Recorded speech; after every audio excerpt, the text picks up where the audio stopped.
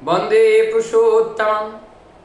परिवर्तित और अपरिवर्तित, इस बात को हमें समझना पड़ेगा। क्या हमारा शरीर परिवर्तित है या अपरिवर्तित है?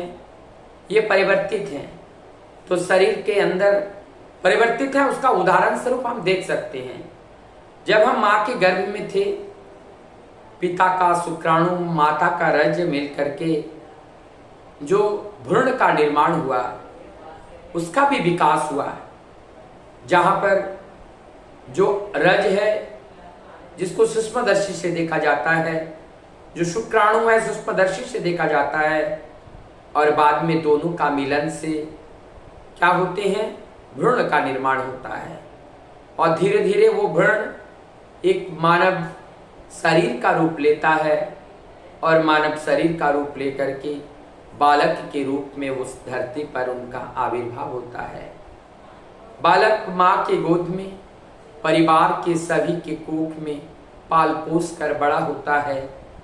एक दो कदम साल भर के बाद चलने लगता है, और उसके बाद धीरे धीरे बड़ा होता है, किशोर अवस्था को प्राप्त करता है, यौवन अवस्था प्राप्त करता है। फिर यौवन के बाद पौढ़ अवस्था, वृद्ध अवस्था, जरा अवस्था, अनेकों अवस्थाओं को पार करके ये शरीर वो जिस पंचतत्व से बनकर आए थे, उस पंचतत्व में लीन हो जाते हैं। तो परिवर्तन हमारे शरीर का हुआ, लेकिन अपरिवर्तन किसका है? तो अपरिवर्तन है हमारी उस जीवात्मा का, जिसको हम आत्मा कहते हैं। वह अपरिवर्तनीय सत्ता है। वह अपरिवर्तनीय सत्ता जब हम बालक थे तब भी जैसा था, आज हम यौवन हैं तब भी वैसा है, आज हम वृद्ध हैं तब भी हमारा वो अपरिवर्तनीय सत्ता वैसा ही है जैसा था। इसीलिए परम दयाल श्री ठाकुर श्री श्री बड़मा को एक बार उन्होंने चिट्ठी के माध्यम में समझाने का प्रयास किए थे।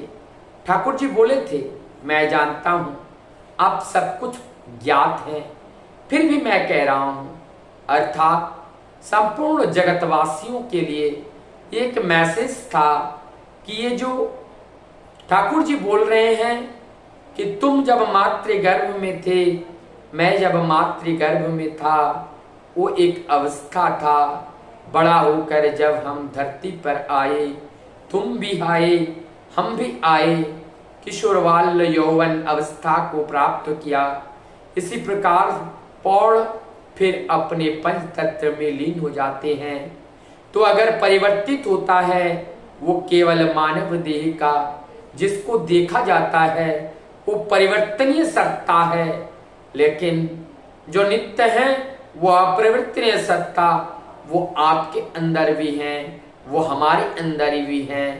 अगर अपरिवर्तनीय कोई अगर है, वो है आत्मा, जीवात्मा के रूप में जो तुम्हारे अंदर विद्यमान है, और वो हमारे अंदर भी विद्यमान है।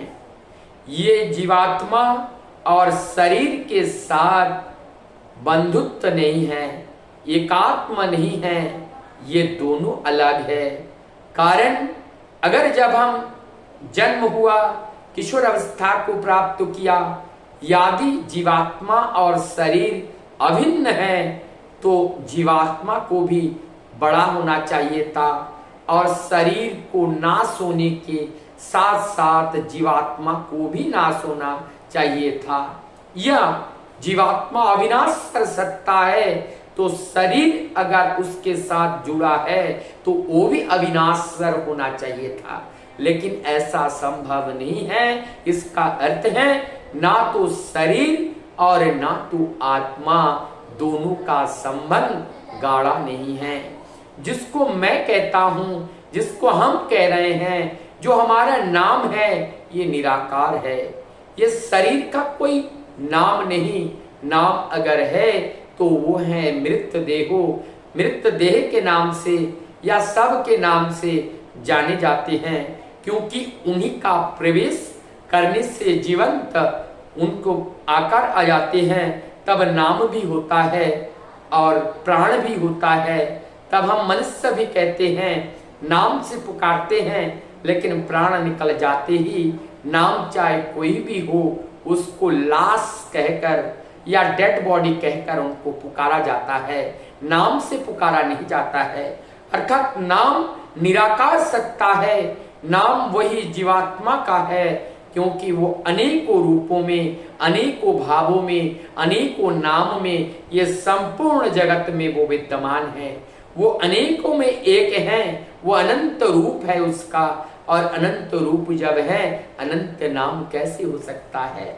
वो अनंत रूप है लेकिन अनंत में एक है, अनंत में एक है, और वो एक है अविनश्वर सत्य सत्ता जो नित्य सनातन है, जो सत्य चित आनंद है, वही है जो अपरिवर्तनीय सत्ता है, वही अपरिवर्तनीय सत्ता ही सत्य है, और वही चेतन है, और वही चेतन को जानना समझना इस मानव देह का कर्तव्य है।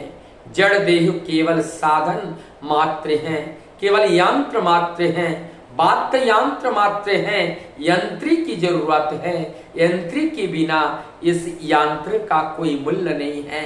तो ये यंत्री स्वयं प्रभु है, और तभी ये बिना बजती हैं। तो प्रभु का जो प्रकाश है उस प्रकाश से हम प्रकाशित हैं, हमारा निज कोई प्रकाश नहीं है, हमारा अर्थात इस देह का कोई अपना प्रकाश नहीं है, उन्हीं के प्रकाश से ये प्रकाशवान है।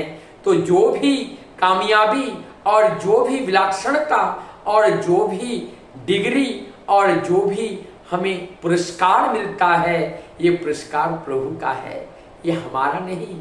ये जो जड़ परिवर्तनीय सत्ता ये देह का नहीं है, वो अपरिवर्तनीय सत्ता वो प्रभु की कृतार्थ है, अनंत रूप में है।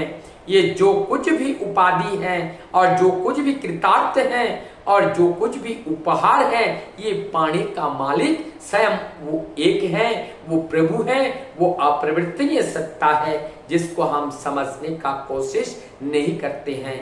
वंदे पुष्प